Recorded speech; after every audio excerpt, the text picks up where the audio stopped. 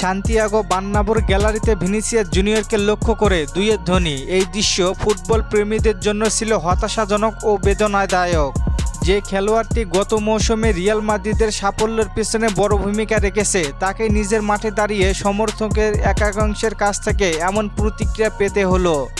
এটা শুধু একজন ফুটবলারের প্রতি নয়, বরং ক্লাবের মূল্যবোধের প্রতিও এক ধরনের আঘাত। ম্যাচ চলাকালীন ভিনির কিছু সিদ্ধান্ত বা পারফরমেন্সে অসন্তুষ্ট হয়ে গ্যালারি থেকে দুইয়ের ধ্বনি ওঠে।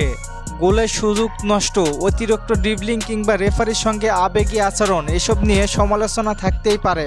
কিন্তু সমালোচনার ভাষা যখন দুইয়ের ধ্বনিতে রূপ নেয়, তখন তা খেলোয়াড়ের আত্মবিশ্বাসে আঘাত হানে।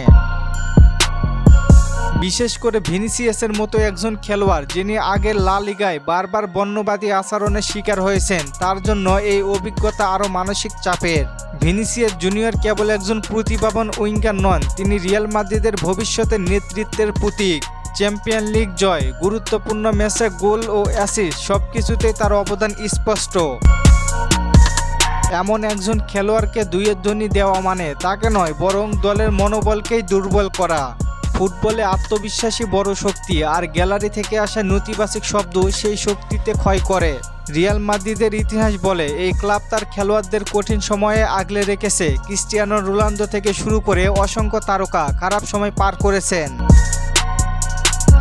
কিন্তু সমর্থকের শক্তিতেই ফিরে দাঁড়িয়েছে। ভিনির ক্ষেত্রেও সেটা হওয়া উচিত ছিল। তরুণ এই ব্রাজিলিয়ান এখনও পরিণত হওয়ার পথে, ভুল করবে, শিখবে, আরও ভালো হবে। দুইয়ের ধ্বনি নয়, দরকার ধৈর্য ও সমর্থন। এই ঘটনা আবারও প্রশ্ন তোলে, সমর্থন হওয়া মানে কি জয় এলে উল্লাস আর কঠিন সময়ে দুইয়ের ধ্বনি, নাকি খারাপ সময়ে খেলোয়াড়দের পাশে দাঁড়ানো? ভিনিসিয়াস জুনিয়রের প্রতি দুইয়ের ধ্বনি আসলে আমাদের আয়নার সামনে দাঁড় করায়। ফুটবল যদি ভালোবাসায় খেলা হয়, তবে সেই ভালোবাসায় প্রকাশ পাবে সম্মানে, বিশ্বাসে, দুইয়ের ধ্বনিতে নয়। যারা এমন দুইয়ের ধ্বনি দিয়েছে, তাদের প্রতি আমরা অসন্তুষ্টি প্রকাশ করতেছি। আমরা বাংলাদেশ থেকে তীব্র নিন্দা জানাই তাদের। ধন্যবাদ।